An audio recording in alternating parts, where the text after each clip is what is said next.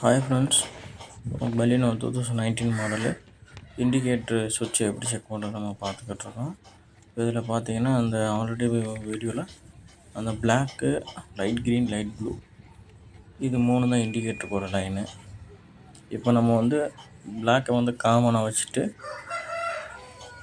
Indicator left ஒரு right போட்டு light green R light ப்ளூவில் வச்சோம் அப்படின்னா பீப் சவுண்டு வரணும்.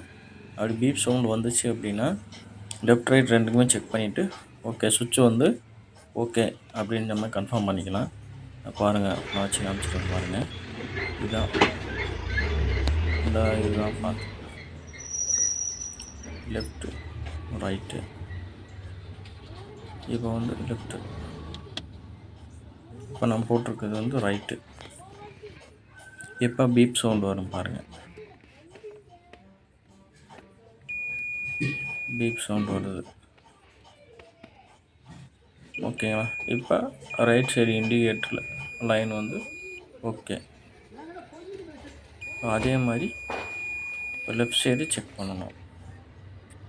இப்போ அதே மாதிரி அடுத்த இந்த ப்ரோப் வண்டியும் அடுத்ததில் வச்சுட்டு இப்போ இண்டிகேட்டர் லெஃப்ட் சைடு போடணும்.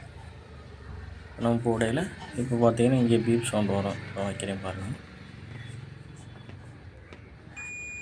Beep sound வந்துச்சுங்களா? அப்போ இந்த சுவிட்ச் ஓகே. இப்போ நம்ம அடுத்து என்ன பார்க்கணும் அப்படின்னா பிசிஎம். இது ஒரு லைன் பூராமே பிசிஎம்லேருந்து தான் வரும். இந்த கப்ளர்லேருந்து தான் இண்டிகேட்டரில் வரும்.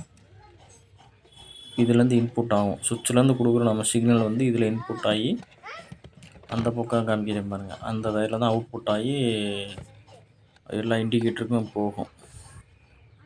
சரிங்களா? இப்போ இதில் என்ன ப்ராப்ளம் அப்படின்னா சுவிட்சு நல்லாயிருக்கு. இதில் என்ன ப்ராப்ளம் அப்படின்னா பிசிஎம் தான் ப்ராப்ளம்.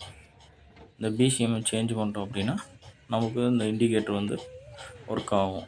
இந்த பிசிஎம் எப்படி கட்டுறோன்னு பார்த்தீங்கன்னா மேலே ஒரு இது இருக்கும் லாக்கு, அந்த லாக்கை ப்ரெஸ் பண்ணி எடுக்கணும். தேங்க்யூ.